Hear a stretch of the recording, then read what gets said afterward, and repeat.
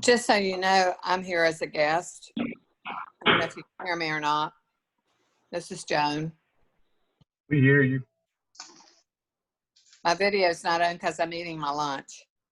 But I figured you guys want to watch that.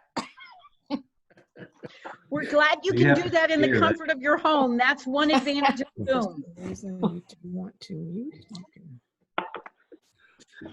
Okay.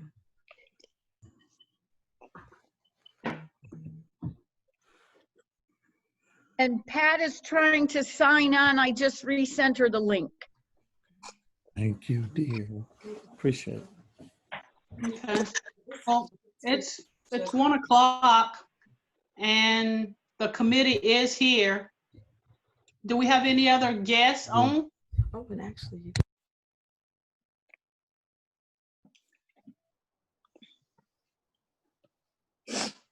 Joan? Yes, I'm here. Okay. Any other guests?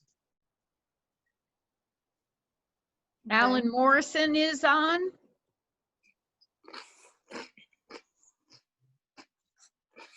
I am here. Okay. Well, we'll go ahead and get started.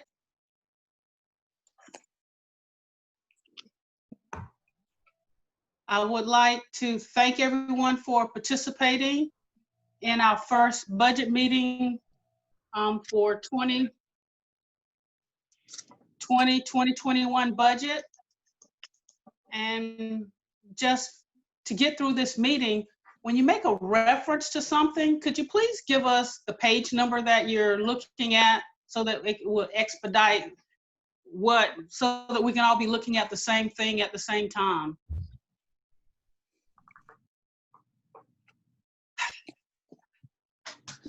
So anyone else have any other housekeeping type things to make this work better for you? I think that the page number reference is going to be extremely helpful. You know, I know that there are other folks that are more familiar with this packet than some of us. And so, you know, if Mr. Thornton or the mayor is referring to a certain thing, I'd ask that we talk about the page number. Anything else from the committee that we need to be, that we're requesting that be done to get through this meeting?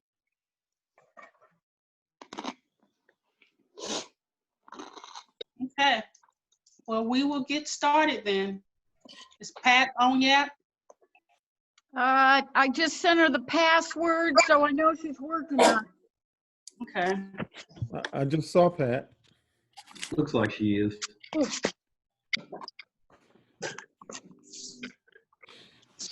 Okay. Hi, John. Hi, Danny. Hi, Ron. Hey. Hi, Cheryl. Tina. Melissa, Dude, a lot of staff. Pat, can you hear us? I can hear. Very good. Okay. Hold on. Okay. Can you see me? Yep. All right, let me see if I can see gallery view. Okay, hello everybody. Hello. Hello. Okay. Well, let's get started. Alan, is there anything you would like to share with us? Yeah, a couple of things. Number one, if I get a phone call and have to step out for a minute, I'm going to need to take that phone call. It'll be from either my mom or the hospital that she's currently in. She's had a unfortunate injury. We had surgery yesterday or the day before, and the hospital may be discharging her and sending her to a rehabilitation facility. So if I get a call from either her or the hospital, I'll have to take that call. So just keep on going. I think a lot of the initial information in regards to the budget itself as an overall review. Provided Tuesday last week for the budget or the board meeting and the budget proposal and the presentation. We'll cover again for those that are joining us that the proposed 2021 budget is essentially really a kind of a hold the line plan for this upcoming fiscal year.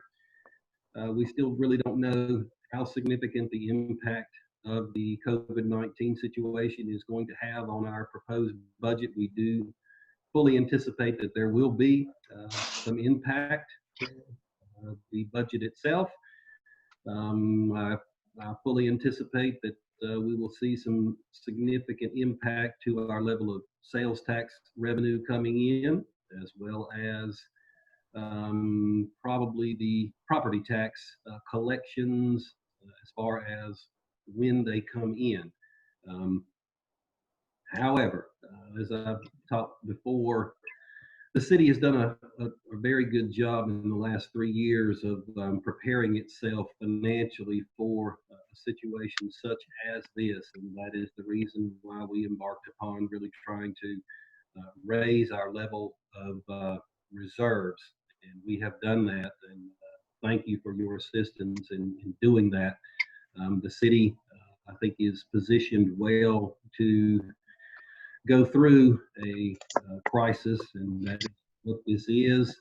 We just don't know the level of it. It is not like a tornado or a hurricane came through and we can quickly go out and assess the damage and place a price tag on it and kind of understand what's going on. This is a slow rolling disaster of economic, and we will be seeing it as it occurs in real time over the course of the next several months, if not quarters, going into fiscal year 2021. So, having said that, the budget that you have that was proposed was done so with that in mind. If you did some comparison to levels of revenue projections compared to the current fiscal year, you will notice that not only were they conservatively forecast, but in some instances, they were actually reduced from levels for this year. That was done specifically with the purpose in mind of dealing with the COVID-19 situation and anticipated lack of revenue. So, there are a number of factors out there that may affect that. If we receive some additional CARES Act funding or stimulus funding that comes down from the state and or federal government as revenue replacement, then we may see some assistance there in keeping us whole.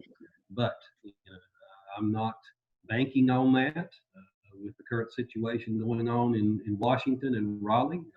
I'm not going to get into that, but I think you are probably following that fairly closely and understand that that is a political issue as well. So we continue to watch and continue to monitor that, but we don't have the luxury of not picking up trash and not paving streets and not doing the things that we need to do. We will continue to do that.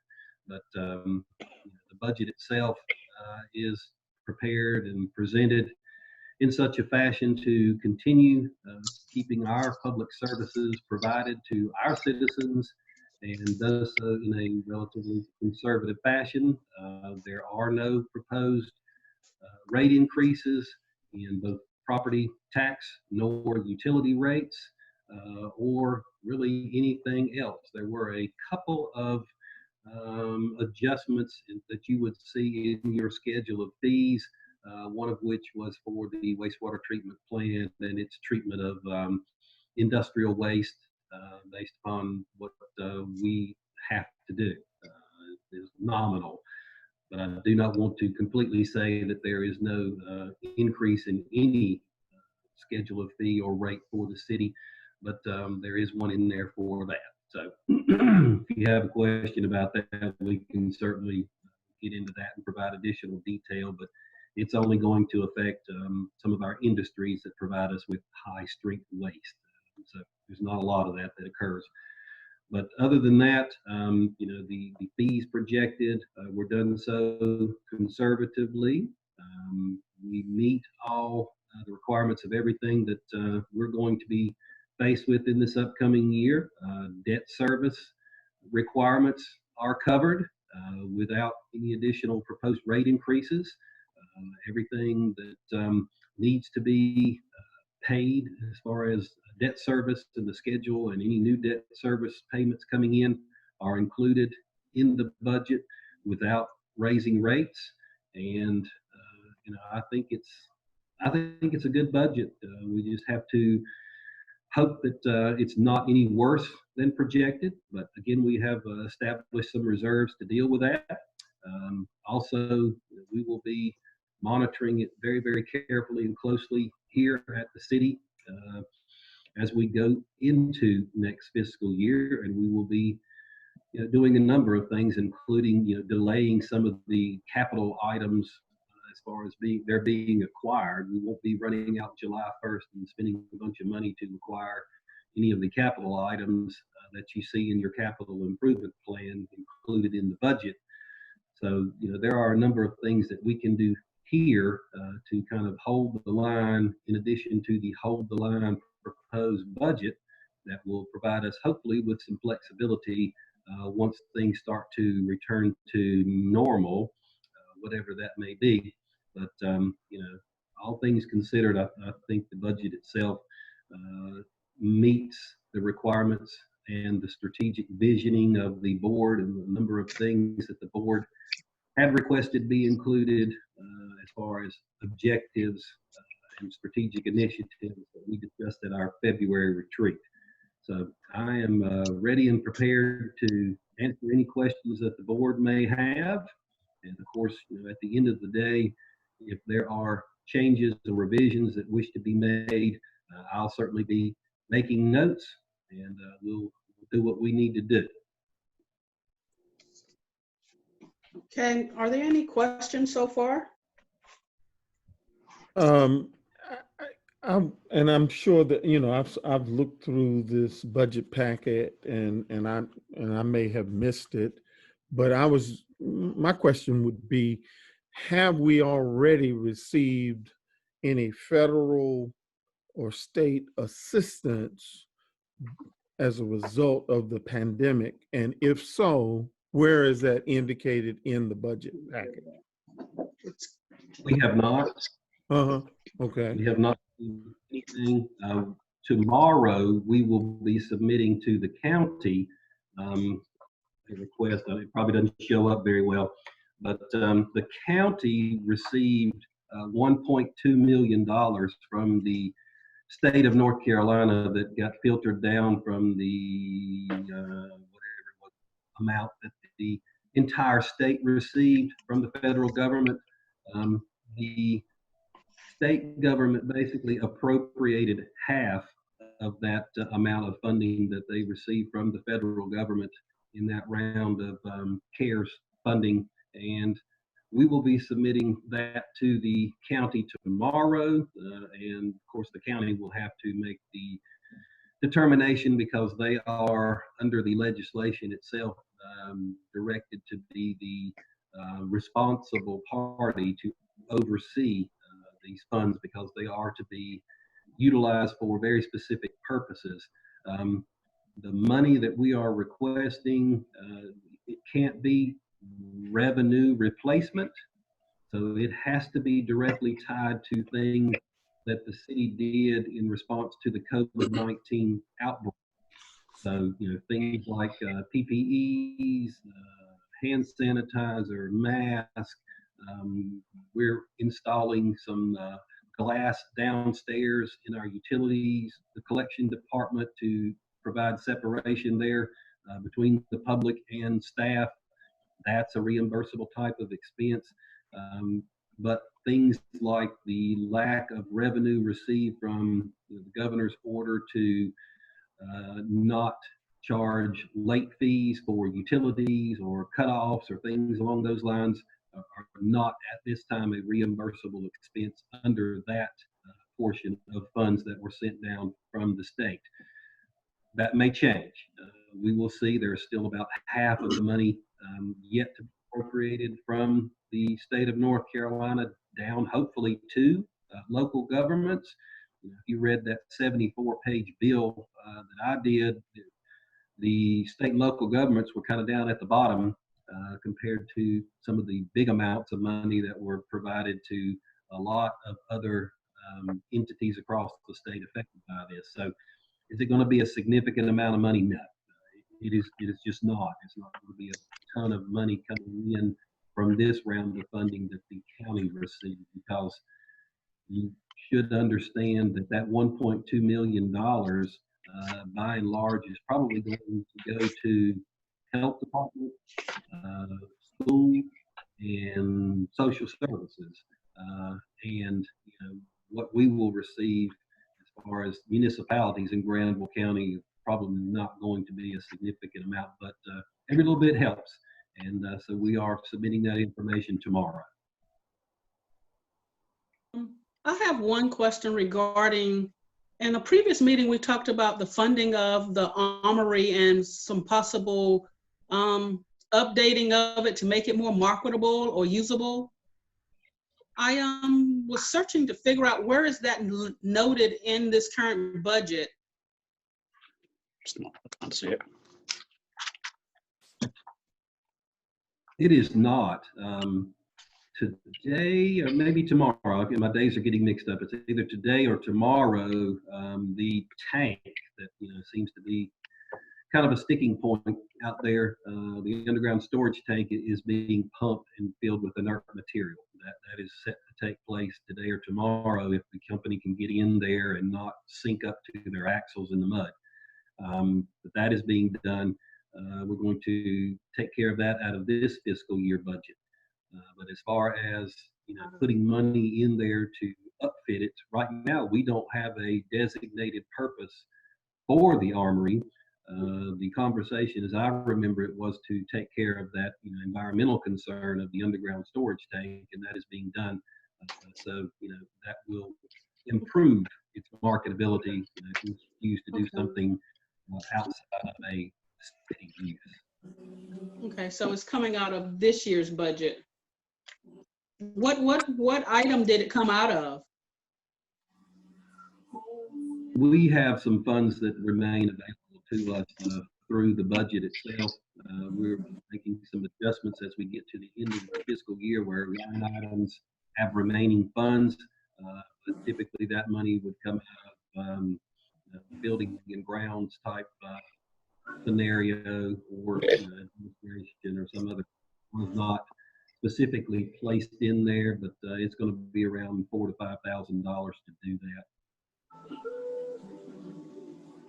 Okay. I have a question. I'm sorry, Teresa.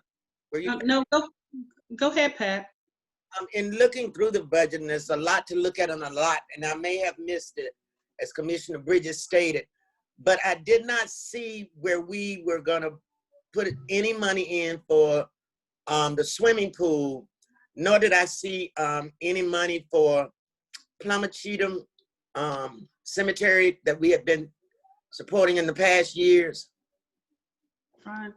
Did I overlook them or? No. No, I don't believe that you did. Cemetery should be in there. I'll double check that just to make sure. As far as I may have missed it. line, Okay. It's not there. Either. I'll double check that with Mr. Ung to make sure that that's there. The swimming pool contribution that's going to a designated fund, and I stand to be corrected, but that has never been a specific line item in the budget that I am aware of. Certainly hasn't been in the 3 years that I've been here.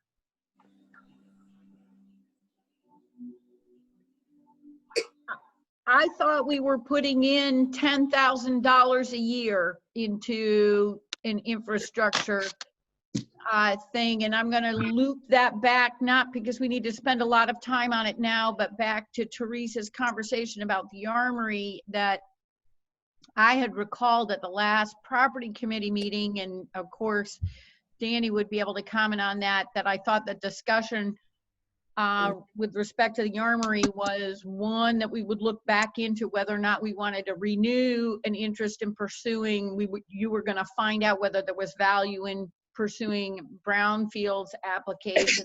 Two, that given that we were in the midst of recreation master plan, that we didn't want to make a final decision about how to proceed with the armory, because that's property that the city might find value with so many developments online, that we might not want to dispense with that property because it may have value in the context of the city's interests. Yeah, that's exactly what we said. So that to circle back around, the swimming pool money that I thought we were putting aside, the $10,000 a year that Pat mentioned, seems like it would be appropriately to continue that, to keep it in line with recreation in the future. Yeah, and I do not disagree. Whether or not it needs to be reflected as an individual line item in each annual budget is another thing, since we've already received, in my understanding, direction from the board to be doing that, to basically be contributing that to a capital reserve fund for that purpose. And I'll let the finance director speak more to that. And he can certainly do that in the form of an email to all board members about where that is. The armory, yeah, I mean, I think we're all on the same page as far as the armory is concerned. We had the conversation about the museum, and that was basically thank you, but no thank you. And the city is deciding to retain it until such time as, we really decide what we want to do in conjunction, potentially the Parks and Recreation Master Plan and anything else that may come from that. But in the meantime, it's my complete understanding that the board was requesting that the tank, which was the major environmental concern at the time, to be taken care of. And we are taking care of that. It's being taken care of. And as far as Brownsfield application, I think we've touched on this a number of times. I've talked to Dan again, Nielsen or Anderson, I've forgotten his name, and he is recommending that it's not worth pursuing. That if we are taking care of the tank itself, that it's not worth pursuing. That is what I remember. Teresa? Alan, you broke up a little bit on me that bit. Did you say we decided not to pursue the museum? Yes, that was my understanding, that we were not pursuing, the option of putting the taxidermy for Exactly. museum in the armory. Well, when was that decided? We had Commissioner was. Curran can correct that about a month and a half, maybe 2 months ago. Well, it was before, right at about the time that we had the coronavirus outbreak. We had held a property real estate committee meeting, and that issue was presented again. And, all of the committee members were there, and a number of other board members were there. Yeah, I don't want to hold it up for this meeting, but I'm on the public committee meeting, and I don't remember that being decided. I don't need really. Public Works, and Commissioner Curran runs property and real estate. That's what I said. But I don't remember, and we can talk about that at another meeting. It's fine. Okay. And what did we decide about the cemeteries? Palmer Cheatham. Was that supposed to be in the budget or not? We have appropriated money in the past, yes, to do that. And I believe it's there. I'll double check just to make sure, and we'll confirm that. Okay. In the past, what do you recall it being though? 7,000 last year. Yep. Okay. Would there be merit, Alan, in putting that in under Cheryl's budget, since she usually is the one that makes the arrangements for that mowing to happen? Is there, like last year it was in under general government, and I'm just wondering if there's some, and that way she can make sure that it stays in?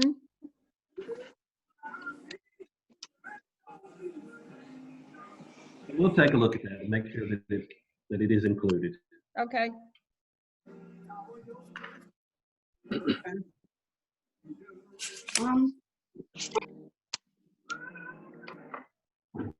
Are there any other questions or that anyone needs clarification on? I've got a few, Bruce. Go ahead, Danny. Okay. On page 26, the budget, it says the amount of general fund is $372,000 reduction. And looking at last year's budget was 9.7 million. This year is 9.6 million. Is there something I'm missing there? Quite possibly. I think we left off something with regards to water. No, this is general fund. It says on page 26 in the budget message. The second paragraph. Yeah, second It's paragraph. a reduction of 372,000 and some change. But last year's budget was 9.7, this year's 9.6. I'm on my way to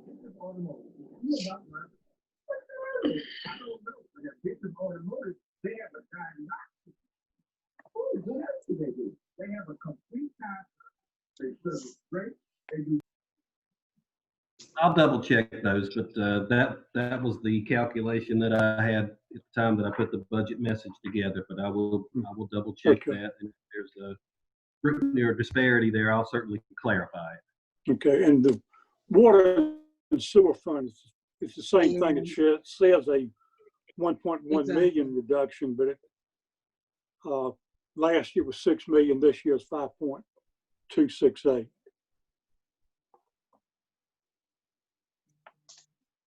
Is the,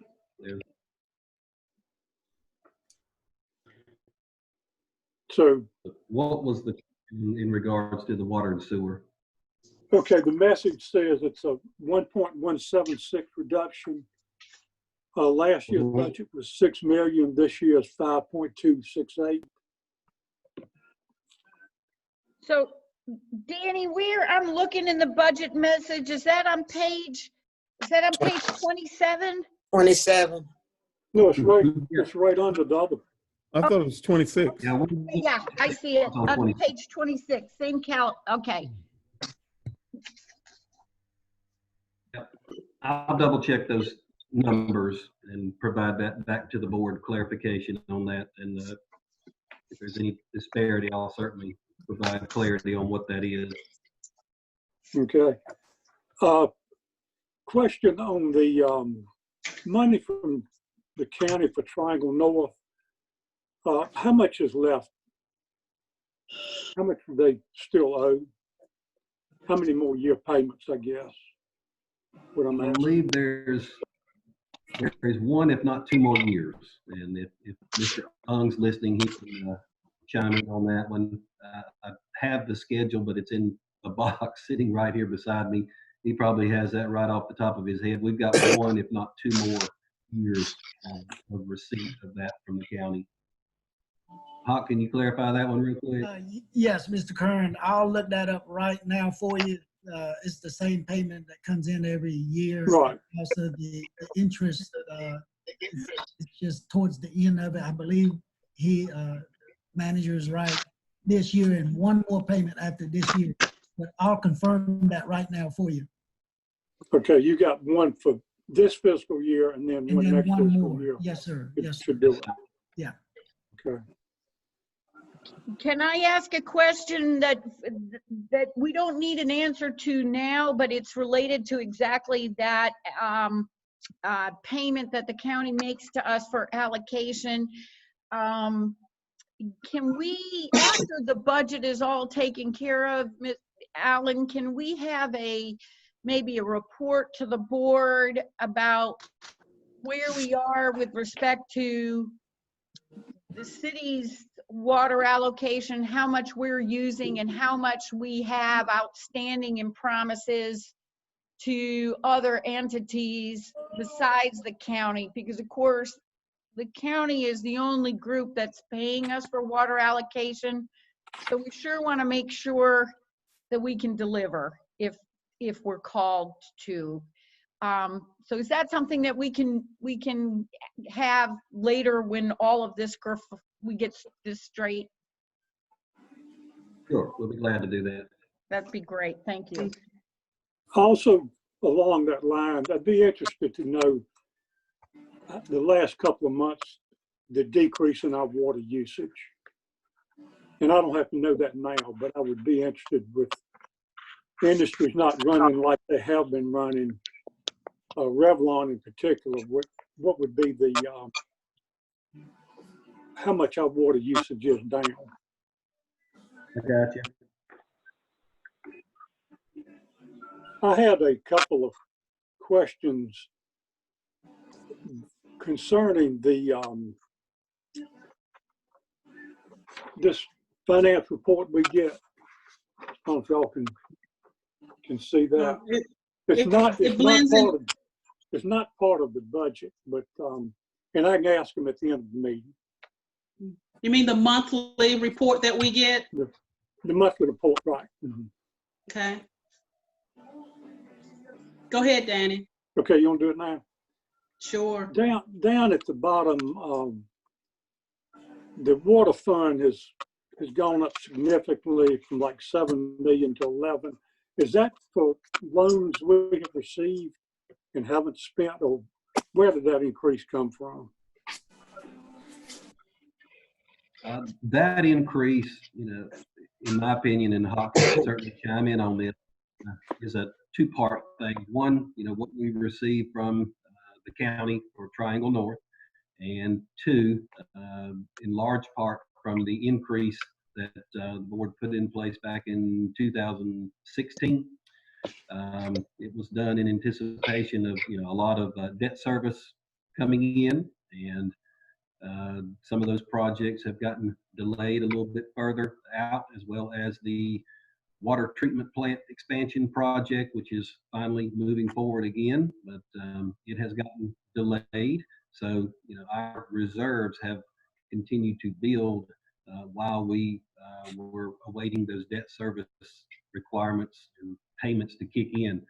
They're coming, and that was one of the reasons why I have not completely followed the recommendations of the Raftellus study that was done in 16-17 that was recommending annual increases based upon the debt service forecast that we had at that time. So it's by and large to those two reasons. Okay, under cash and investments on the same thing, we show NCCMT, USDA interim financing. Is that a loan we've received and not used? Is that where that money comes from? What page, Danny? Quan, it's on the, No, sir. it's not in the budget. Oh, okay. It's the monthly report that Hot gives us.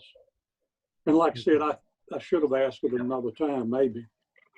Okay, fine. That's okay. I can clarify that one real quickly. NCCCMT is the North Carolina Cash Management Trust.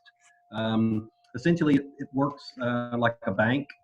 We are putting our money there because we receive a higher rate of interest with North Carolina Cash Management Trust. That's basically what it is. That's where the money that's coming in is being placed. And if you look on the far right-hand side of that little green box, you'll see the interest rates that are there currently. we're getting a little bit higher interest rate by placing our money that we have in reserves, in fund balance, so to speak, with cash management trust. Okay, so that's funds that we receive from these, for the water infrastructure that we hadn't spent yet. Yes, it does. It is also, money coming in through the general fund as well, that, we either have not expended or managed to save over the years. So if you actually look at, the cash and investments and the 5 funds to the left of it, they equal the same amount.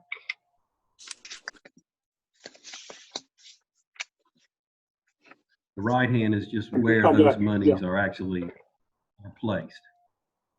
Okay.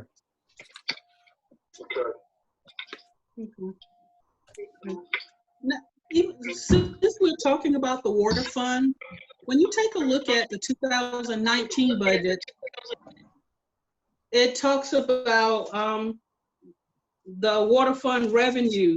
But when you look at the breakdown in the water fund revenues for the 2020-21 budget, we don't have it there, but we have numbers that capture that in the overall on page 33. So if you look at page 77, you don't have the breakout there. But when you look at page 33, there are numbers, but I'm not exactly sure where those numbers came from. So it looks like a section, the detail section was left off of the Exactly. budget that we were given.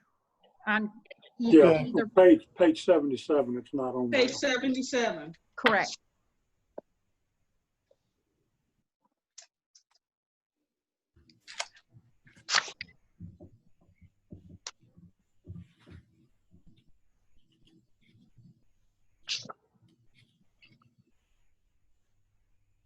Yeah, it appears that that's not there. There should be, under water fund revenues, the amount that is coming in for the sale of water to our customers, as well as the sewer charges. Right, so we've got that whole section for sewer, so it looks like we should have a comparable section for water. Yes. Yep. Well, actually, if you flip it over to, yeah, you've got sewer on page 78. There should be the same for water. Right, so I'm gonna ask if, when changes are made, and Cindy sends out a new version, if she would be so kind as to like highlight what she's updated or whatever, because it sure is a lot of paper, and I work a lot better from paper than on a computer for something like this, so that if she does an update, if she can highlight where the changes are, that would be great. Be happy to, Mayor. Thank you, appreciate that so much. So with that being left off, would it have a major impact on our final total numbers though? No, it's in there. The budget ordinance is actually by law what you will be adopting when you adopt the budget. Those numbers are reflected in the budget ordinance itself. When you get back into the actual departmental numbers that have line items for everything from travel and training to uniforms, you're not actually that you're adopting the budget ordinance, and the budget ordinance itself has those numbers as far as the sales of water and sales of sewer. They're in there. But you are correct that that does need to be included in there. That number and those numbers were certainly utilized in the preparation of the numbers of the budget ordinance, as well as the total number is reflected at the end of the water and sewer department. We'll send you the page. I apologize for that. It's not there. And I missed that. While we're looking at page 77, for clarification, under Triangle North, there says a refund to the county, $37,000. What was that?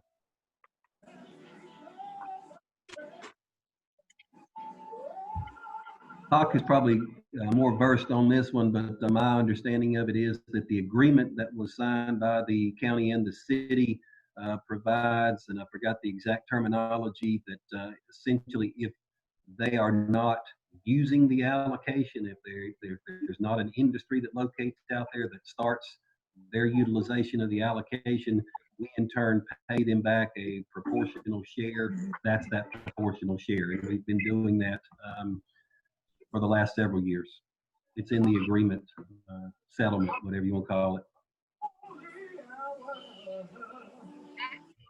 That $37,500 refund is because we can't provide them the entire 1.5 million gallons per day that's in the agreement until the expansion takes place at the Carr Lake plant. Once it takes place, we will not have to pay that $37,500.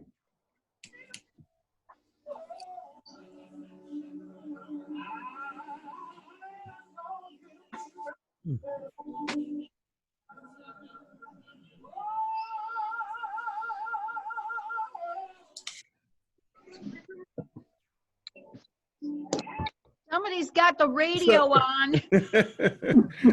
Boy, the singing. I was hearing the music. It sounds like gospel. It Oh, sounds good, but it might help if it's muted. If somebody's praying for us, we appreciate it very much. That's right. Okay. Any other questions from commissioners? My apology for the music. It's one of those things that you know was on and you're not aware of.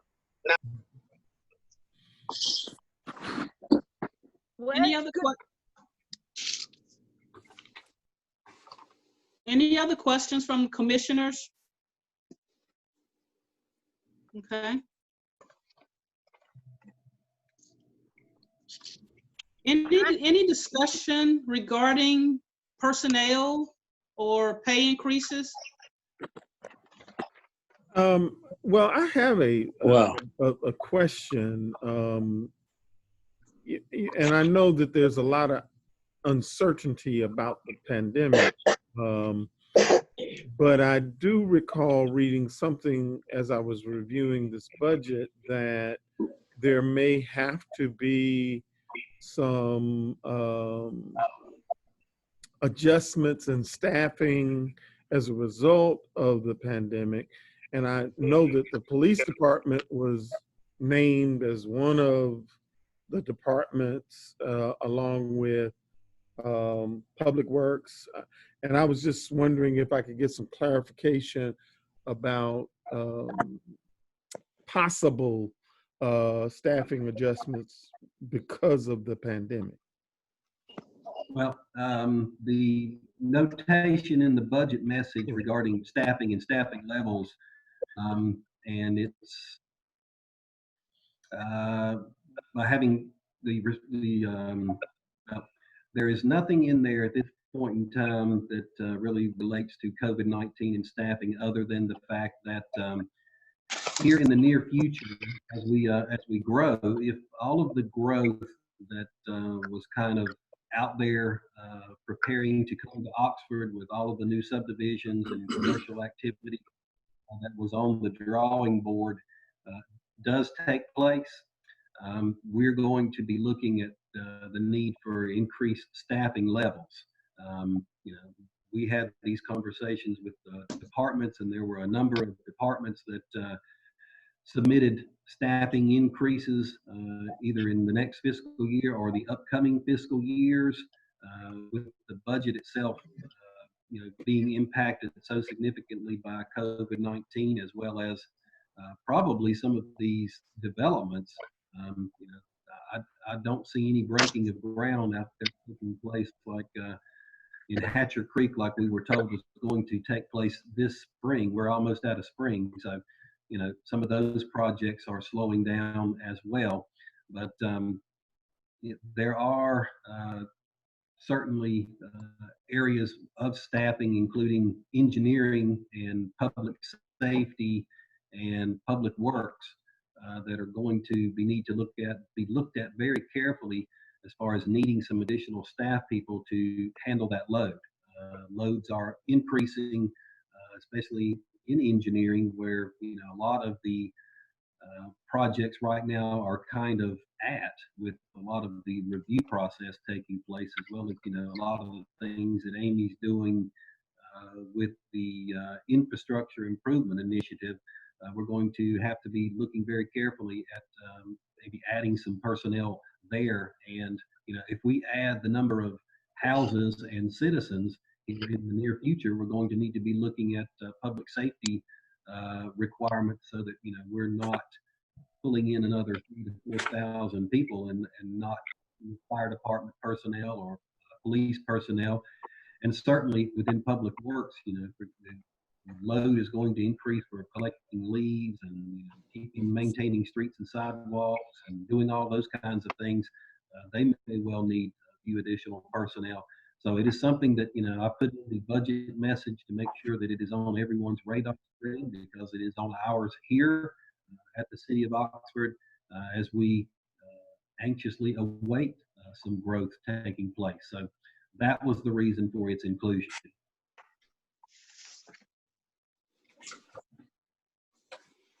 Correct me if I'm wrong. I have a question. Who's speaking? I think it's John. He's really breaking Noticed up. the on page 97. I know this is terrible. But I did notice that in the fiscal year 22-23, you did have some more capital expenditure for the Oxford Fire Department. Is there going to be anything in the future for the Oxford Police Department? There may well be. I did not hear the whole question. Pat, I said that on page 97, I noticed there's for fiscal year 22-23, there's a significant amount of money for Oxford Fire Department for having a station number 2, which is a great idea, and I think it's going to be needed.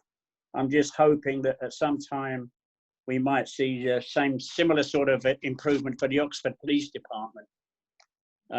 Maybe not this year because of what's going on, but certainly next year, I would hope. I will say this, that what Commissioner Tobey is referring to is the city's capital improvement plan. We have currently a 5-year capital improvement plan. Instructions that are provided to department heads are that we break out our crystal ball, so to speak, and try to plan for the upcoming years in a 5-year window, and try to understand and really try to get a price in there in our capital improvement plan, so that we are actually cognizant of those upcoming needs. Now, by placing it in there in a specific year, does that cement it? No, it does not.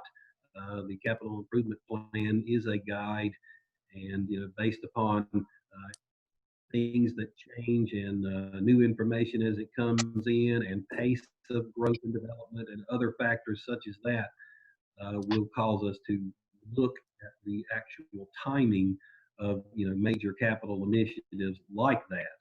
So it is in there as a placekeeper at this point, to make sure that we are all aware of it and of the need potentially for it as we grow here in the future.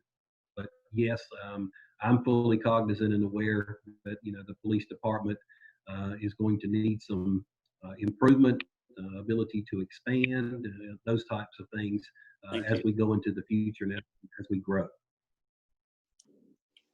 Thank you. I'm really having problems with this, with my phone or anything, and I'm going to have to go at 2 o'clock anyway to ACIM. But so if I disappear, you know why.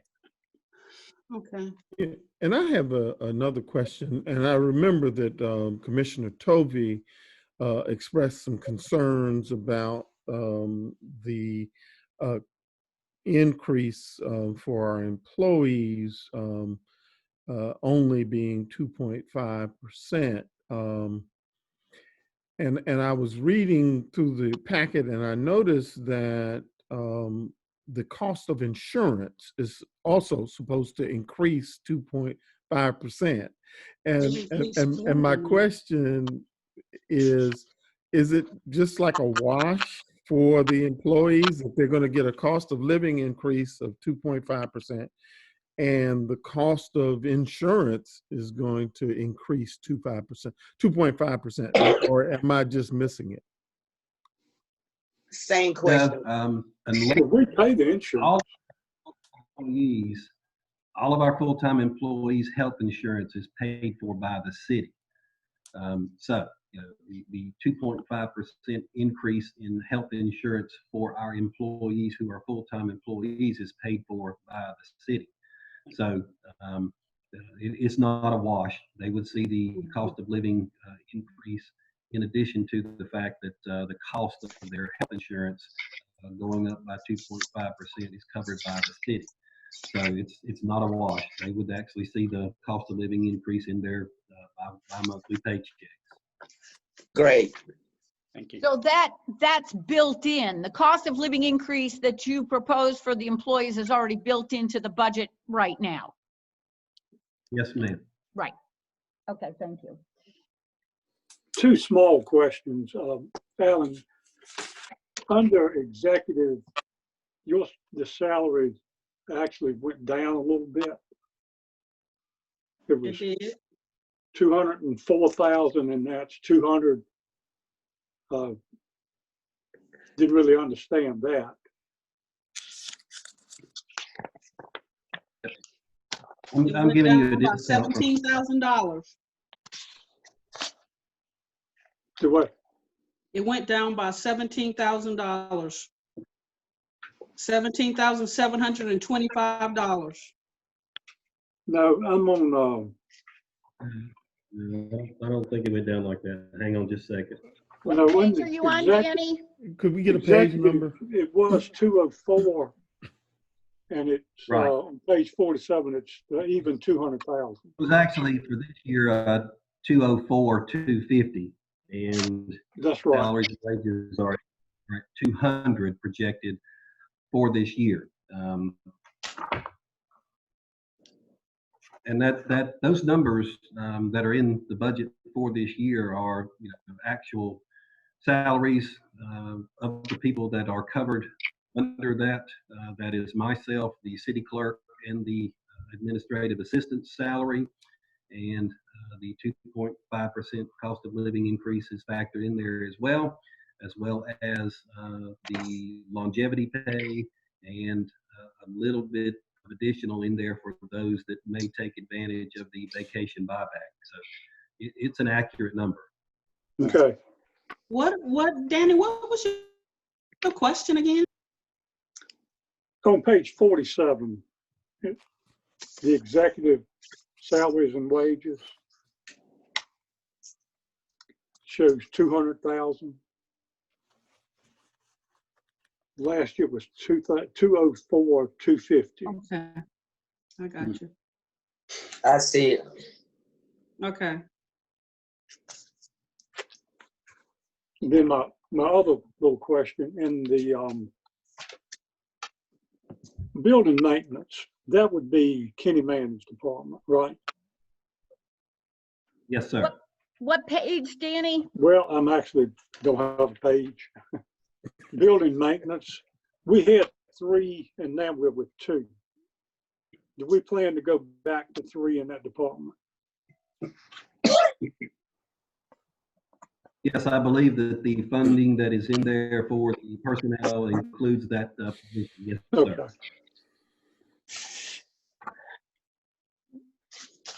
Can I follow up on that? Yeah, if you're done, Danny, but if you're not, I'll hold my question.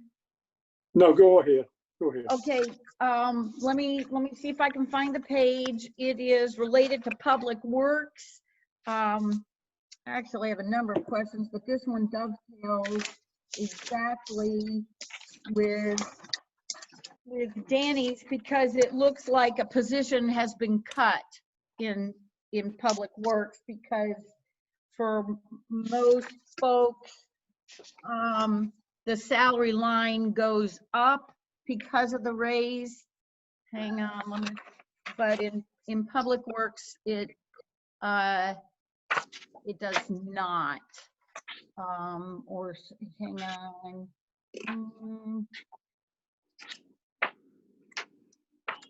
Page 87. So maybe it what water. Right. Okay. Water and Sewer Department. The old salary and wages was 323,025, and now it's 300,000.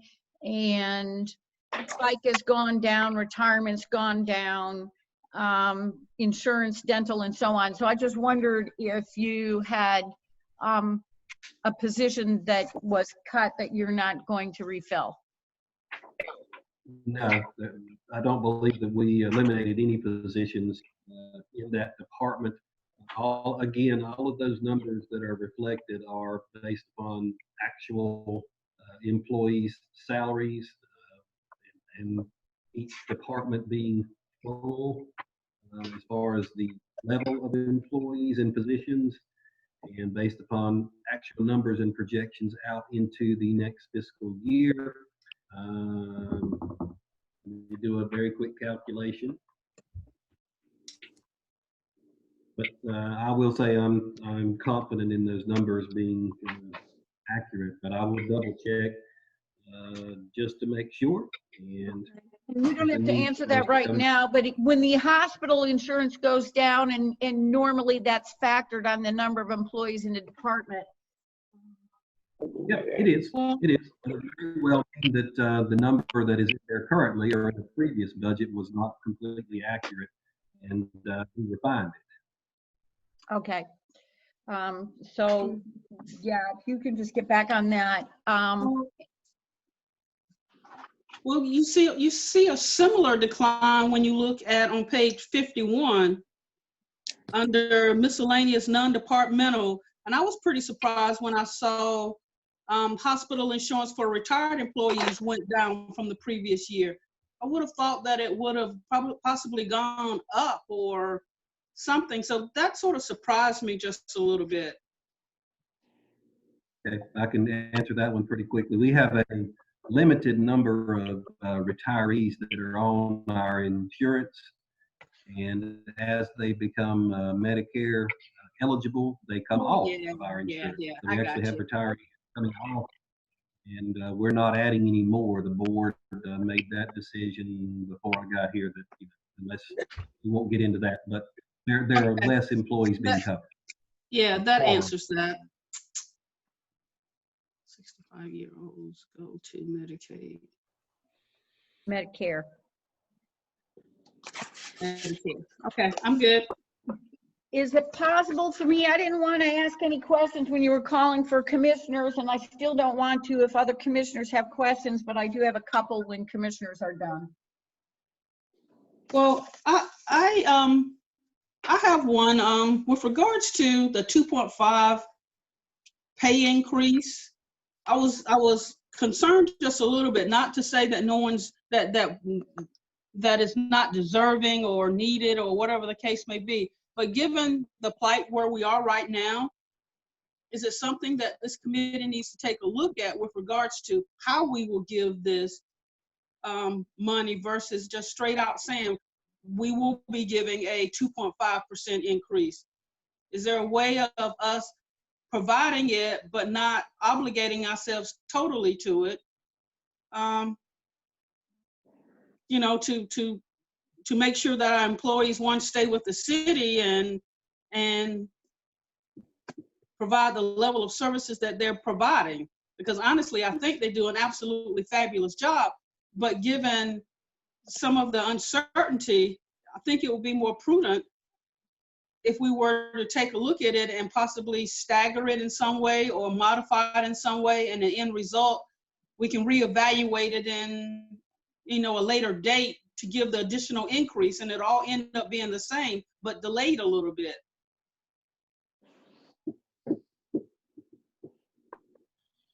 Well, you know, I think that the 2.5% is probably pretty conservative. And I would certainly not, if anything, I'd want to review whether or not we could do something better than that. And I preface my statement relative to the 2.5% increase with Commissioner Tovey's concern that that amount was really not enough. So I certainly would not want to be considering anything less than that. And I think we should go forward with that. And if we see our way free to do something better, that's my position. We did a salary study last year, and we got, I think, 40 some employees were given an increase in pay. So our pay scale is in line. Yeah. And so I'm certainly in favor of the 2.5. I think, I kind of, if it was more, it would be nice, but I would certainly not change that. The 2.5 would be effective with fiscal year starting July 1. I would not want to change that either after our study from last year. And if anything we as a board did in the future would be maybe some type of monetary reward or what have you, due to the climate we're in now, and our employees are essential workers, where they may not be all working in the fire department, the police department, hospital, what have you. All of them are essential. And if we did anything, it would be to look further down with some type of financial thank you package or whatever, however you would want to word it. But to do anything different right now, I feel we should go forward with the 2.5 in the coming year, the fiscal year. So, Pat, you raise an interesting question, and I hear what Teresa's saying, and her concern is everything is great if the revenues come in the way they are, but if our revenues are worse, then things aren't so great and we're committed. So I think so I have two thoughts. One of them is, it sounds to me like Teresa's saying, keep the 2.5% in the budget, but what if we allocate 1.5% goes into effect right away, as an example. I'm not saying that's what she said, but as an example, you allocate 1.5% now and you reevaluate it 6 months. If everything is great and revenues are on track, you have the opportunity to allocate that second 1% and even do it retroactively to July 1. But you hold it, but let me finish my thought if it's okay. You hold it because if things tank worse, then we're in a pickle because we're starting to go into fund balance simply to maintain what we've committed to even more. By the same token, Pat's question is a great one, particularly because the manager hasn't submitted his proposal to the county. And he could include, would you consider including in the proposal a bonus amount, because I believe that's allowed for frontline workers who have been continuing to work. Could you do that as a way to compensate our employees, all who have been continuing to work, and particularly fire and police who are responding and coming into contact more with folks? But I'm just wondering if there's a way to marry Teresa's concern that she's raised with Pat's, to say, wait a minute, there's some of that CARES Act money that might be able to fund a bonus. Yeah, they're actually calling it hazard pay in some areas, or PPP pay, PPP. That's payroll protection. Yeah, well. That's a different program. But My concern, conversation with the county manager is that, that is not an eligible expense under the funding that has come down that had these specific guidelines tied to it. Can we submit it? Yeah, but will it be funded? Not according to the conversation as I recall having it Wednesday with the county manager. Well, we need to look back at that wording because I could have sworn I read something that it's an expense that you would not incur but for COVID-19. So I would sure like to double check on that. We can. I'm all for staggering the increase. I just would not want our employees to lose it.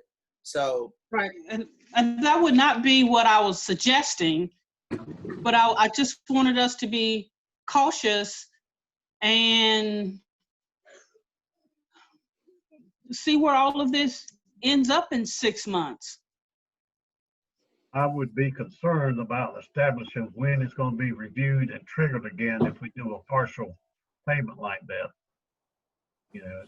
I know these are trying times and unusual times, but we're talking 6 months. We could talk about full year for what? It's 2.5%. I realize with the number of employees can amount to a large fee, but at the same time, we're sending a good message to our employees that we're going to try to keep them paid appropriately and consider them important members of our team without sort of getting into what they may look at as being some games played. They would look at it as being what, Ron? I'm not sure how they would look at it with, get some now and some later, depending upon the economy. What's that telling our employees? I think it's telling them that we're all in this together. Alan, what does a 1% pay increase cost us? I know a couple of years ago it was $50,000.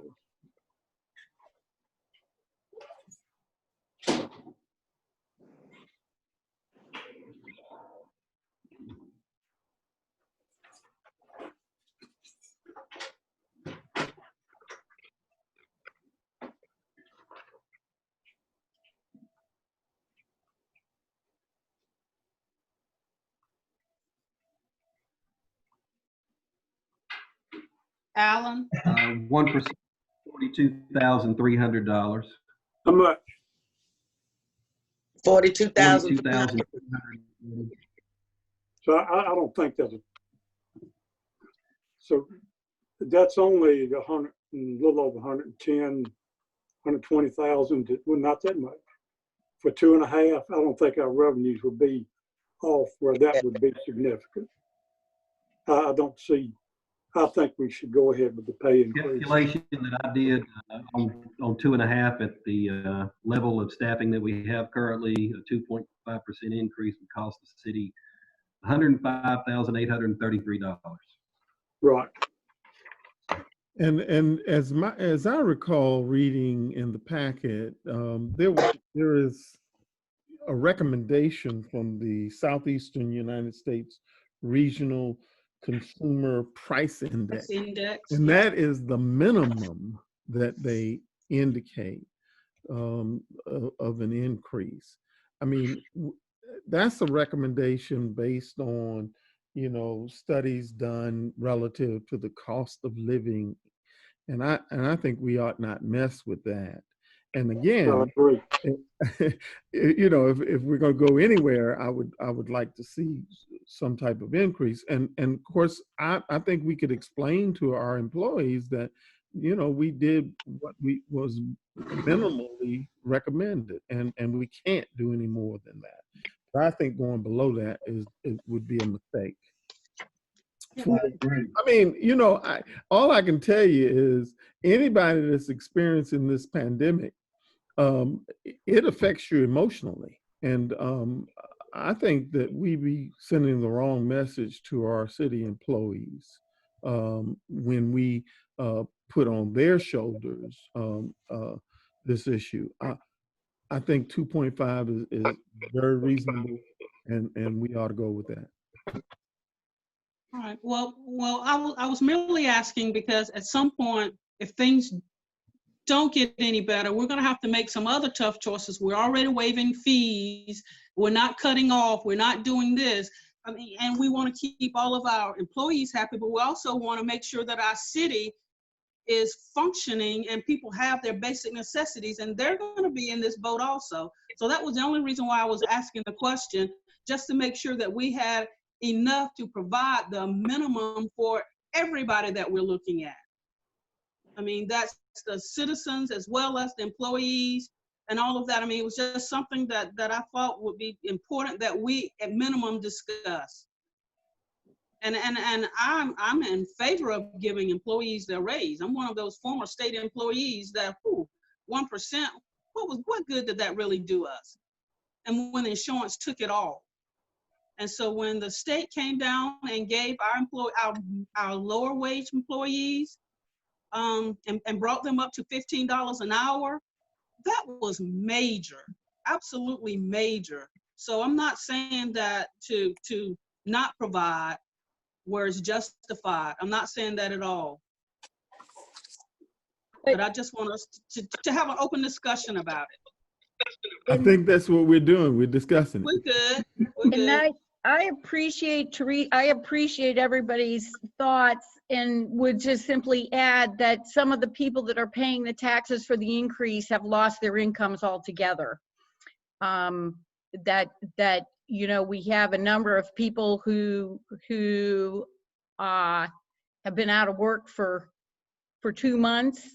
A number more who will continue to be out of work for the next 5 weeks because they were not allowed to open up. And so I think the perspective is not on, it's exactly as Teresa says, it's a kind of a concern for where will we be if things don't get better, and meeting the needs of city services altogether, and it has absolutely nothing to do with the level of our appreciation for our employees.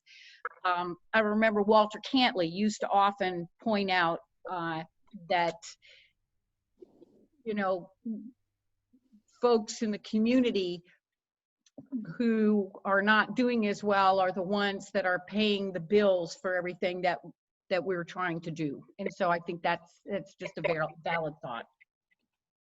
And I think it's a valid thought for those of us who feel that 2.5% is appropriate, that we're not trying to be reckless with the monies of the city. Is there anything else? I will say that, you know, I believe that the employees of the city of Oxford are truly appreciative, you know, to the board for not only this spirited conversation in regards to any increase, but they're appreciative of the opportunity to continue, you know, to work and to feed their families with this going on. I've been very closely up with what cities and counties are doing across the state, and you know, it's all over the map at the moment. Just here in this area, Vance County is recommending a pay increase. If you look at the ledger today, you'll see what the county is proposing. The county is increasing salaries by $475,000 as they implement the results of their pay study that they just did. And then you look at other municipalities, especially some that are a bit more tourism, travel oriented, such as Morehead City. They're cutting positions and, you know, looking at potentially furloughing people, that type of thing. So it's kind of all over the board at the moment, but it is a very, you know, valid discussion, and certainly something that management shares the concern of the board with as well, because you know, not only 2.5% put in there to keep everyone whole, so to speak, and maintain the integrity of the salary study that was performed. But it is in there just, you know, so that our employees continue to not lose ground. But I think that they are appreciative of the fact that there is an increase in there, and that they may receive something more when others may not be. But again, we're cognizant of that here at City Hall, and we will continue to provide the board with very timely financial information about how revenues are coming in and how the city is expending the funds that we do have. And we can make adjustments where we need to do that if there is not just an absolute total disaster. But again, I will go back to reminding the board that for the past few years we have really done quite well in saving money to deal with something such as this. And I am cautiously optimistic that we will come out of this and see brighter days. And hopefully it won't be 12-month period of time. I was reading the paper yesterday from Henderson, and the Henderson budget that was proposed Monday night, they did not reduce revenue projection levels from this current year, which to me was a bit surprising, but they did not. And everybody's looking at the numbers that they have and doing things a little bit differently, but we tried to do that very conservatively. If you look at the numbers across your budget projection, especially in revenues, and compare them to levels for this current year, they are conservative, and yet the budget is still balanced. With that pay increase, I'll also say that the county is looking at 7% health insurance cost increase, and others are looking at significant health care increases. Ours is pretty good compared to a lot of those.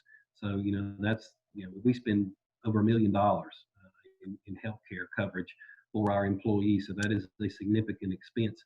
And anytime that we can contain significant increases there in those areas, it helps us.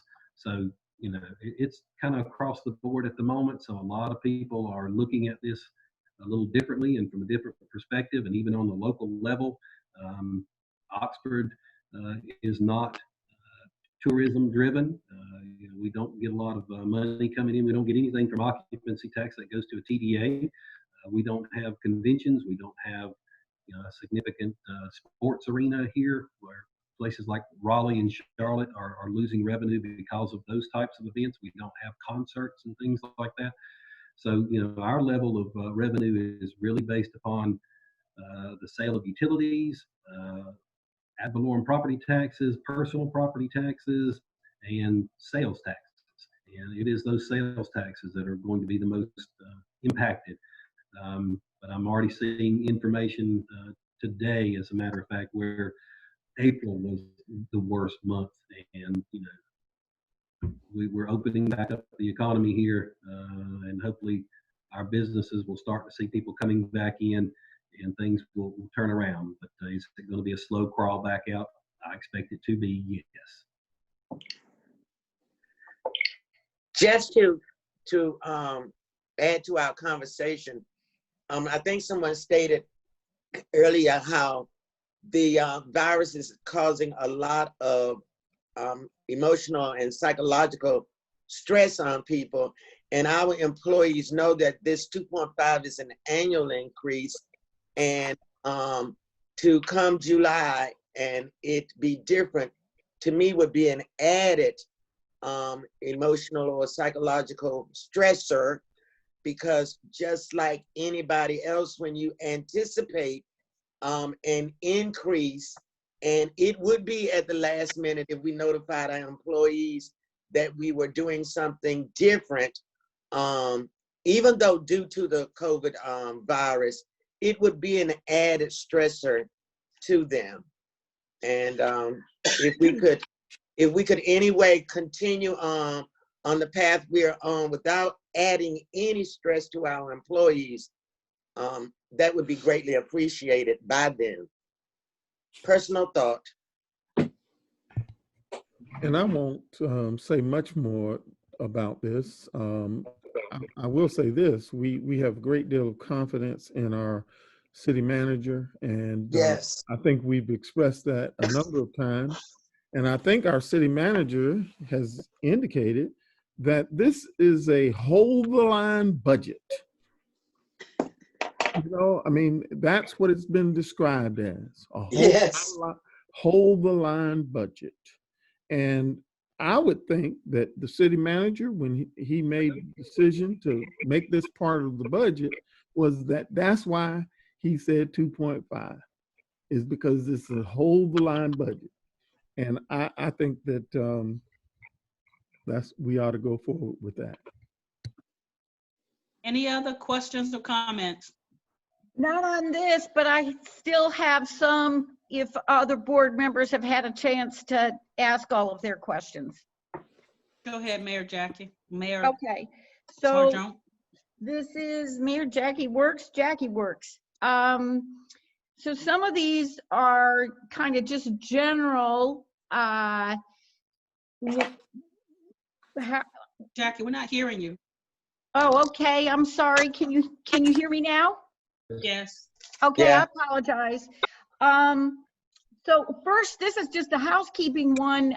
In a couple of places, there are pennies that are included in the line items, and I'm just wondering if we can round those because it just makes the numbers harder to work.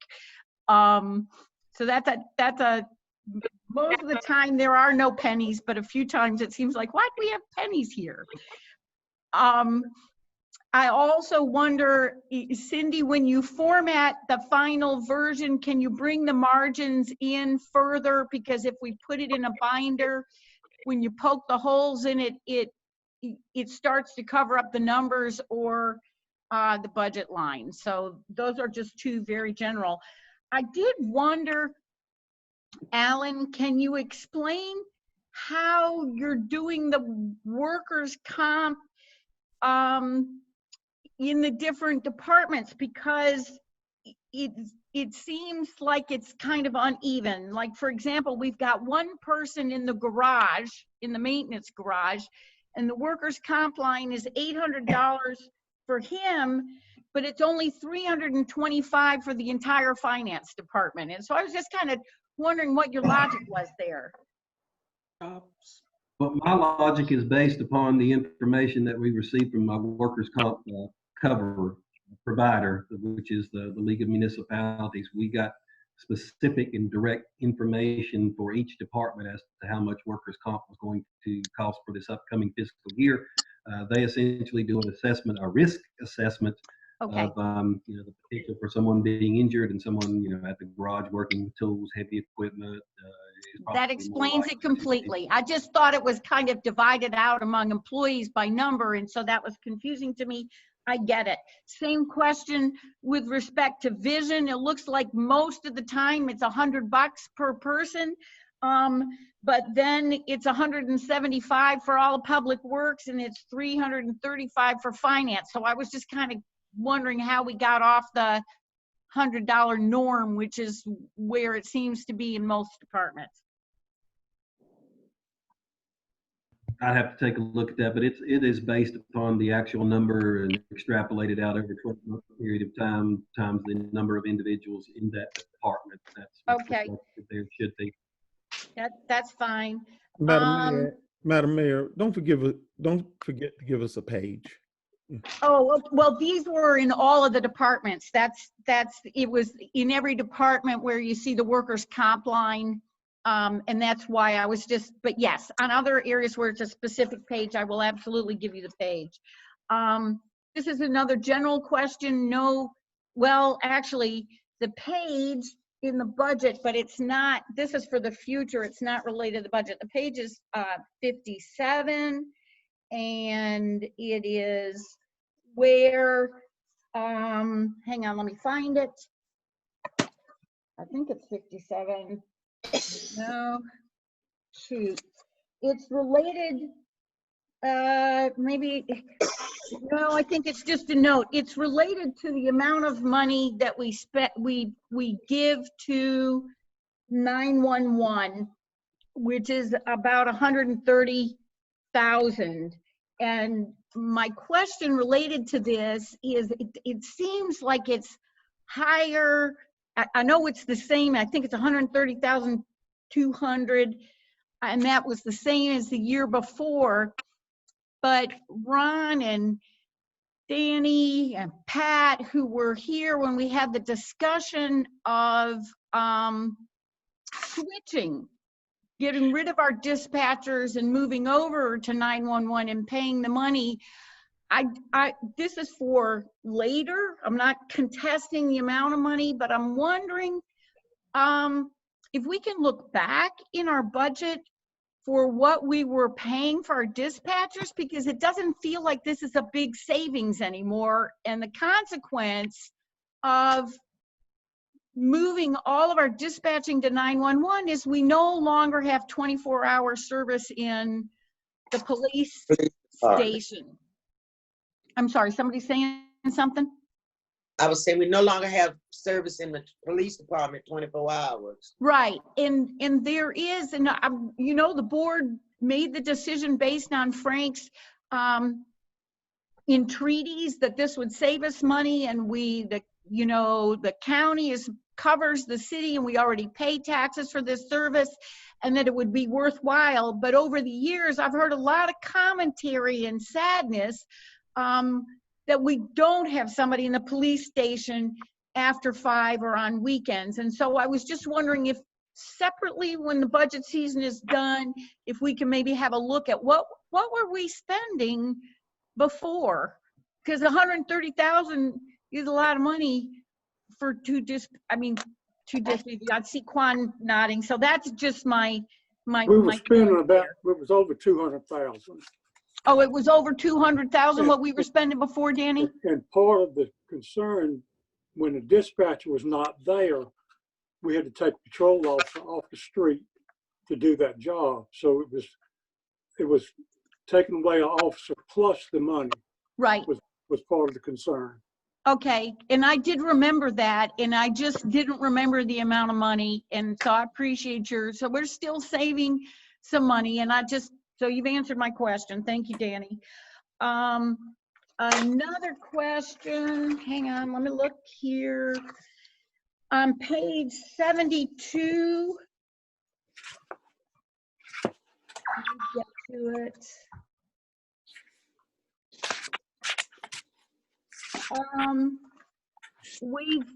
So if you go down to the vehicle maintenance line, last year's budget, it was 30,000, and we've cut it 83% to 5,000. And so I just wanted to know how that was going to work.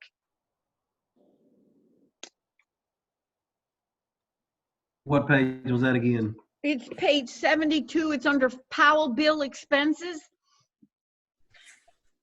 What was the question again? I zoned out. I'm sorry. That's okay. If you go down to the vehicle maintenance line, you've got 5,000 in there. And last year it was 30,000. So that's like an 83% decrease. So I just wanted to know, was the 30,000 way out of range? I just wanted to see how that was going to work. Well, if you recall, the city purchased a new street sweeper. So that sweeper is under warranty for most everything for a little while longer. And that line item, as you know, Powell bill expenditures can only be expended on street-related expenses, and you can pay for a street sweeper's maintenance under that. And so that was taken into account, the fact that we have a new street sweeper and the maintenance should be less with it under warranty, so it was reduced. That got it. Just saw that was a huge reduction. Most reductions are pretty clear that you're just clipping away a little bit, but that was so big I wanted to make sure I understood it. If you Jackie, one point of clarification though, and we're looking at 911 in 2017, it was at $109,000, and now in our 2021 budget is $130,200. So are we sure that's what we did? Because I'm looking at an old budget and it clearly says $109,000. Yeah, it's going up. It was at 130 last year. Yeah, it was 130 last year. There's an escalation clause. And then There is an 2017 escalation budget. clause. That's what we followed. Do what? What? We actually have an agreement for 911 service provision by the county that does have language in there about escalation of fees based upon certain factors. That's what that is based upon, the number that you have in the proposed budget. So is it related to the number of calls or? That is part of it. That is a part of it. Yes, ma'am. Okay, so one other question related to that again, because Frank's point, which I thought was an excellent one, is that we were already paying taxes for 911 services. So I guess I can't argue with the fact that we signed an agreement and included an escalation clause, but so do we get any discount for the fact that the City of Oxford residents are already paying county taxes that cover 911 services? Probably no more so than we get for paying for the sheriff's department as well as our own police department, and yet we're part of the county. How long does this agreement go for? I'd have to double check it just to make sure I'm not going to speak, because I do not know what the term of that is, but I'll check. So, you know, I love our county and I love our county manager and the board, but it just, you know, that might be something we might want to keep in mind to look at when the agreement expires and whether or not we need to look at it more carefully. That's all. Back to page 72, and thank you, Teresa. On the further down the page, there's the item transfers to fund capital projects. And I just wondered where that was coming from, because it's not the same as the transfer from the fund balance. It's a different line item. So I was just wondering where that's from. That's correct. It's coming from Powellville, and it's actually going to pay for the city's portion of the CMAQ #2 project, which is a Powellville eligible expense, being that it is a sidewalk. So that is paying for the city's portion of responsibility of the CMAQ #2 project, sidewalk project. Okay, so what this is Powellville money being transferred out to fund the CMAQ project, and is that CMAQ 2? Yep. Thank you. Have it under 121 McClanahan Street. The old street. Try that. Okay. Okay, then going to, hang on, let me just check that off. I think my last question, I have other ones, but they're small ones that I can ask you separately, Alan. Page 84, under wastewater treatment plant, if we go down to the third line from the bottom, we have equipment maintenance and repairs. So that's increased from 80,000 last year to 150,000. So it's almost doubled. And so I just wondered if you could tell us about that. I can. The water treatment plant, continues to age, and we've experienced a number of issues this year. We were fortunate to get some of those repairs paid for by FEMA when we had the breakdown that we had with Michael, but we've also continued to have a number of things taking place out there. Wastewater treatment plant's a pretty darn expensive operation. And there are a number of pumps and ponds and everything else out there that is going on to treat that wastewater. And as it ages, we have issues, and we're experiencing issues, and that is a more accurate, probably, projection of funds that we're going to need to deal with things that happen over the course of the year than the 80,000 was for this past year. I think we've already expended the 80,000 and on top of the money that we got reimbursed for the breakdown that we had during Michael. We were fortunate that it happened at that time and we could get it paid for then. But I think the $150,000 is probably a very much more accurate portrayal of what we anticipate needing for this upcoming fiscal year.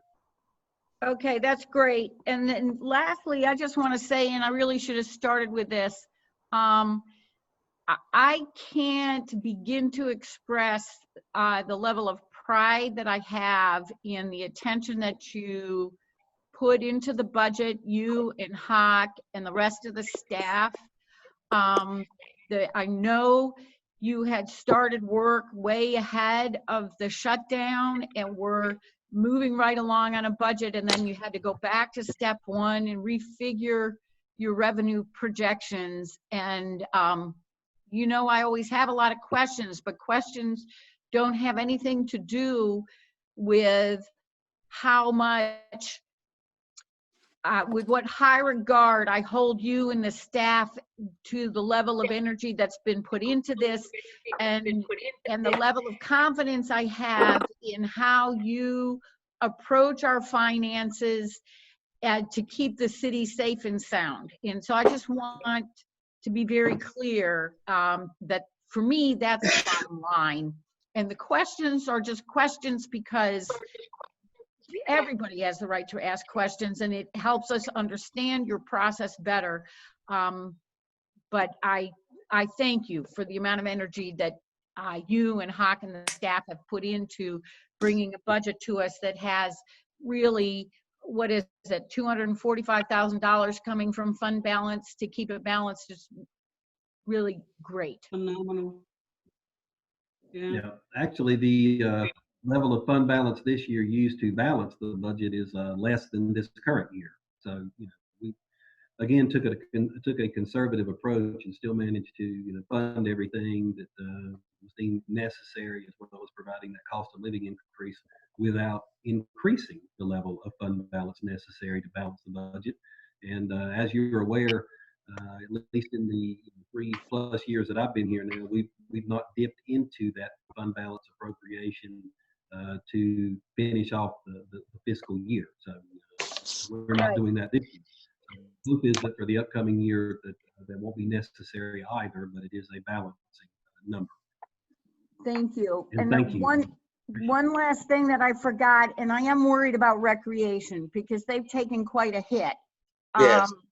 And so I just wondered if Tina wants to speak to, I mean, you know, we're talking about staff morale and everything and revenues. I just, you know, she's taken a hit. So I wondered if, you know, you want to speak on her behalf, or Tina wants to speak a little bit about how you feel going forward into the next fiscal year. I'll speak first, and then Tina can chime in if she'd like to. Parks and Recreation, like we talked about last Tuesday night, after Commissioner Bridges asked the question, you know, has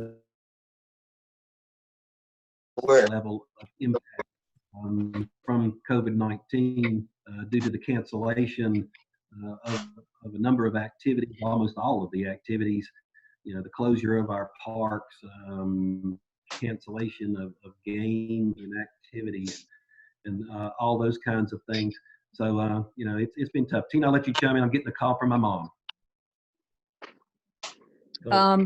Yeah, I appreciate you guys all being concerned about us, but my team is doing great. They've been extremely positive. Everybody is, we're actually able right now to do some projects, especially maintenance projects and things like that we don't normally have time to do. So we're certainly looking at that as a positive.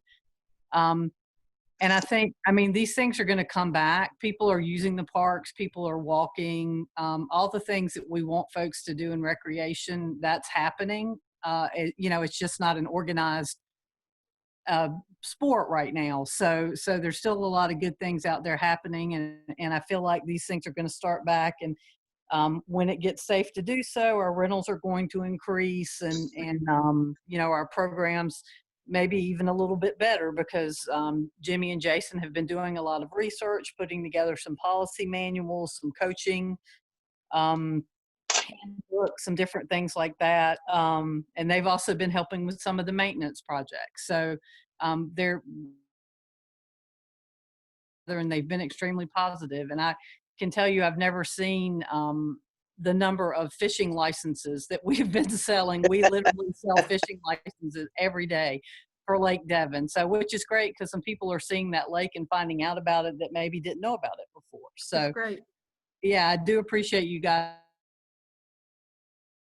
all going to come back from this, and it's going to be awesome. Great, thank you. I just didn't want you to feel like you were out there on your own without others kind of paying attention to what was going on in your department. I appreciate that input. And that's it for me with my questions.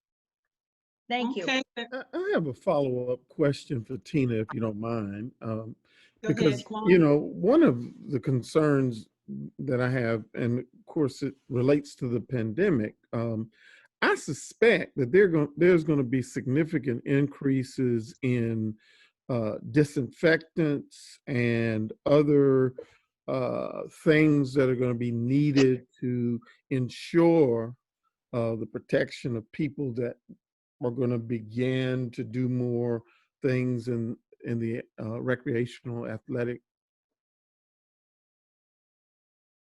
Because to be quite honest with you, I had 3 of my grandchildren last weekend, and I wanted to take them to the, you know, the little playground there. And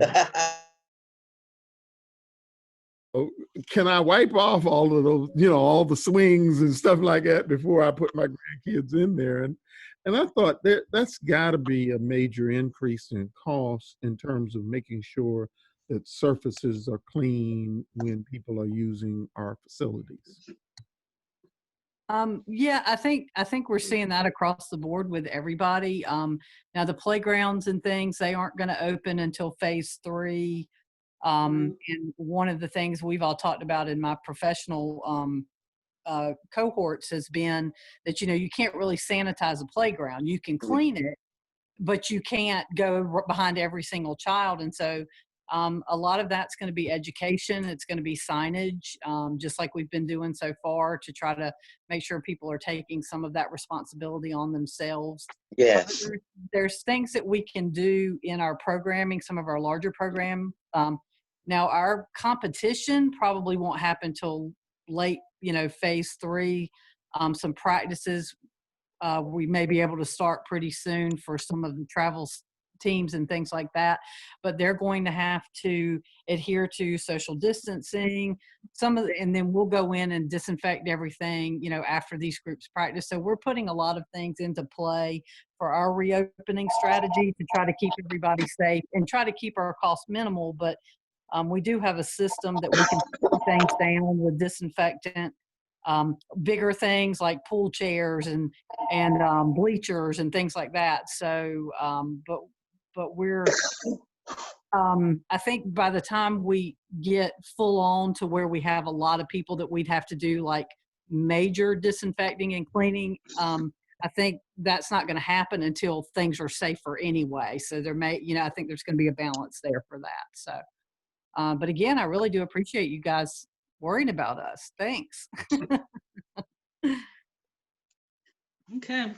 Well, are there any other questions from anyone? Well, I just want to thank the committee, Quan and Danny. I want to thank Alan. Say that again. Hawk was trying to say something. Commissioner Yes. Gilby, yes. Yes, sir. I do want, I found the answers to 2 of the questions that were raised. The first one was the swimming pool. Madam Mayor, the swimming pool, the board voted to reserve each year $5,000. And so far, as of last year, we have $60,000 in reserve for the swimming pool complex.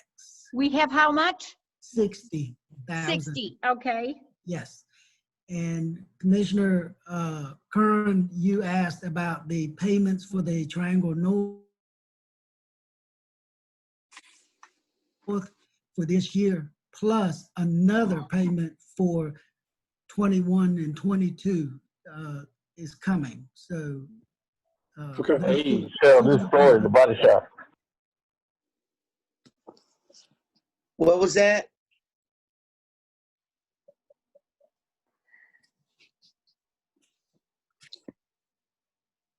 Can you repeat the payments for the Triangle North?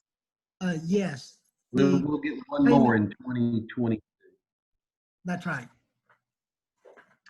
one this upcoming fiscal year and one the fiscal year after that in 21, 22. Two more. Okay, thank you. Teresa, this is Joan. Could I ask one question? This is who? This is Joan Yes, ma'am. Robertson. Go ahead. I probably know the answer, but the pickleball players have been bugging everybody about when the gym might be open again for pickleball. Tina, is there any projection for that at all?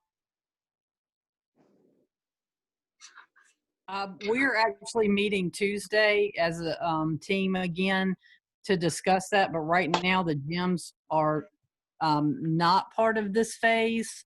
Right. So we're just trying to, so I would say phase 3, I believe we're potentially looking at phase 3 to do that, but if we can do it earlier, you know, we certainly will if we can do it earlier and safe. So honestly, sorry, I don't have a specific date for you, but I promise I will get in contact with you guys as soon as we're able to get y'all back in there. I appreciate it. They've been freaking out. I'm sure. We miss everybody. Righty. I want to thank everybody for their participation today. I want to thank you guys for indulging me, Hawk and Alan, and answering all my questions. I had about 4 pages of questions. So thankfully, all of that has been answered by reviewing this. And I can honestly say, as a new person to this board, as well as the chairman of the finance committee, this has been, believe it or not, a fairly easy budget for me to go through. I've dealt with worse in some of our civic organizations within our community. So I want to thank this board and the finance department and Alan. You know, what a wonderful job you've done in just laying it out and whoops, and an opportunity to, I couldn't even follow this. Had no clue when I started. Anyway, so thank you. I think we've answered all the questions with the exception of Plumber Cheatham. And what, so that needs to be dealt with. And there was a correction. Yes. I have a correction on page 14. My phone number, Cindy. I'm listening. 693-3885.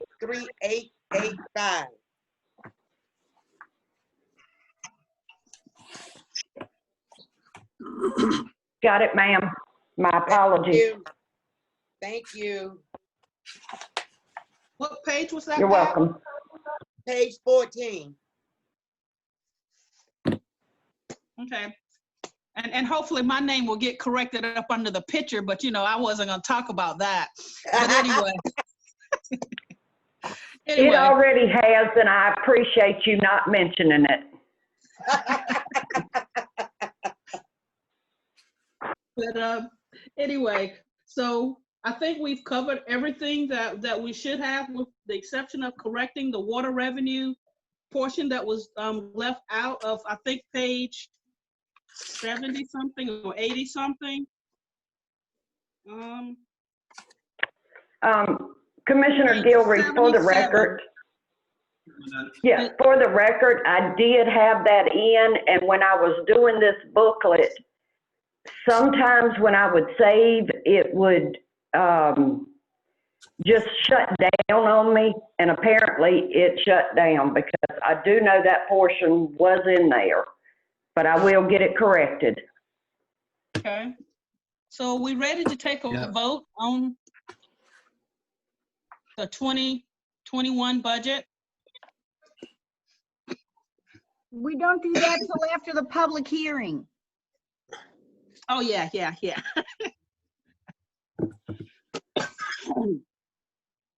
I will make checks as well as information that was and questions that were brought up. I've made my notes. We'll send that information out to all board members via an email, and where they were specifically noted that needed or required a correction or adjustment in the budget, we'll make those and get that information back out to you well in advance of the board meeting and public hearing. Okay. All right. Any other questions, concerns, issues? I just want to briefly say I'm appreciative of the fact that the chair and the committee timed this meeting at a time that I can attend. You know, my court starts at 9:30 and it runs up until 1 most days. And I'm talking about even now because we do Zoom hearings for our court hearings.